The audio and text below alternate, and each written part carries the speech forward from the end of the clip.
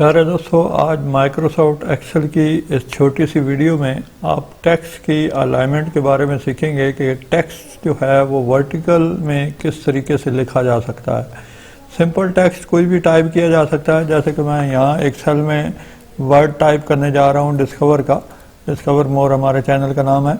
Discover मैंने type किया। अब ये सिंपल लाइन में टेक्स्ट टाइप हो चुका है, लेकिन एक थोड़ी सी हैरत अंगेज चीज़ आप देखेंगे जब मैं इससे लिखने के बाद यानी मुकम्मल करने के बाद एंटर का बटन दबाऊंगा। जैसे मैंने एंटर का बटन दबाया, आप अगले जो मुख्तलिफ कॉलम्स हैं बी से लेके आई तक, उनमें अगर आप देखें तो इस टेक्स्ट को जो है मैंने कॉपी किया है, यानी वहाँ से उस सेल का रेफरेंस देकर मैं उस टेक्स्ट को वहाँ शो करा रहा हूँ, लेकिन उस टेक्स्ट को जो दिखाने का अंदाज़ है वो बड़ा मुख्तलिफ है। यानी ये सिंपल लाइन में टेक्स्ट नहीं लिखा हुआ। अगर आप बी में देखें तो थोड़ा सा ऊपर की जानिब उठा हुआ है। इसी तरीके से जो सी में टेक्स्ट है वो थोड़ा सा और ज़्यादा ऊपर। इसी तरह लास्ट में जो है आकर बिल्कुल ही वो वर्टिकल अंदाज में टेक्स्ट आपको नज़र आ रहा है, यानी 80 या 90 डिग्री के करीब जो है उसकी रेंज हो चुकी है, उसकी अलाइनमेंट हो चुकी है। तो ये किस तरीके से होता है, यानी टेक्स्ट जो है वो वर्टिकल किस तरह चला जाता है, ये देखते हैं। उसका जो शॉर्टकट मेथड है वो है कंट्रोल 1 की और ये कंट्रोल 1 आपका फॉर्मेट के अंदर मौजूद है। जब आप किसी भी टेक्स्ट के ऊपर यानी राइट क्लिक करते हैं तो राइट क्लिक में आपके पास फॉर्मेट सेल का ऑप्शन आ जाता है। इस फॉर्मेट सेल को आप कंट्रोल 1 से भी खोल सकते हैं। उसके बाद ये पहला टैब नंबर का है और दूसरा टैब जो है वो अलाइनमेंट का है। इस अलाइनमेंट में ये टेक्स्ट की जो डिग्रीज हैं वो सेट की जा सकती हैं अपने तरीके से। अब ये टेक्स्ट की जो डिग्रीज है वो किस तरीके से सेट होती है ये देखते हैं। अब यहाँ पहला जो टेक्स्ट है वो हमने लिख लिया, उसको यहाँ कॉपी करवा लिया, यानी उसका रेफरेंस देके शो करा लिया। अब जब हम इसकी डिग्री देखते हैं तो ये देखें कि इसकी जो डिग्री वैल्यू है वो मैंने 10 का दी है। अगर मैं इसकी डिग्री वैल्यू 0 का देता हूँ तो वो सिंपल जो है वो ये आप देखेंगे कि सिंपल टेक्स्ट जो है वो लाइन में आ गया।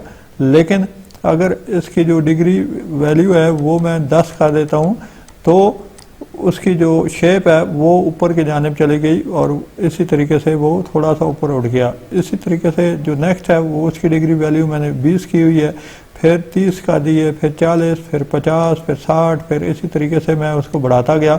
अब यहाँ अगर आप आगे देखें तो ये 80 डिग्री तक हो चुका है। इसी तरीके से अगर इसको हम जो है वो 90 डिग्री भी दे देते हैं तो 90 डिग्री भी ये अलाइनमेंट उसकी हो सकती है, यानी बिल्कुल जो है वो वर्टिकल शेप में चला जाएगा। 90 डिग्री जो है वो लास्ट इसकी मैक्सिमम डिग्री होती है जो ऊपर की जानिब जो है वो ये शो करता है। अब ये देखें कि टेक्स्ट जो है वो बिल्कुल वर्टिकल चला गया, जबकि यहाँ हमने इसे सीधा स्ट्रेट जो है वो टाइप किया हुआ है, जबकि यहाँ इसी सेल से जो है वो रेफरेंस लेके यही डाटा हम शो करा रहे हैं। लेकिन यहाँ क्योंकि सेल का फॉर्मेट हमने चेंज किया हुआ है, उसकी जो डिग्री है वो 90 सेट की हुई है, इसलिए वो ऊपर की जानिब चला गया।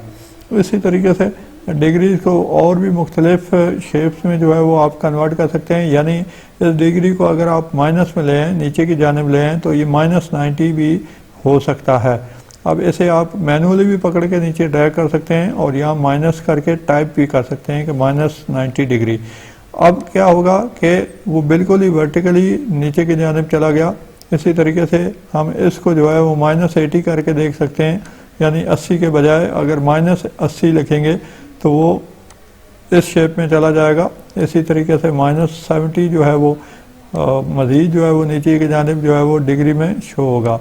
इस तरीके से हम कोई भी जो टेक्स्ट है उसको मुख्तलिफ डिग्रीज में प्लस और -90 डिग्रीज तक वर्टिकल अंदाज में देख सकते हैं।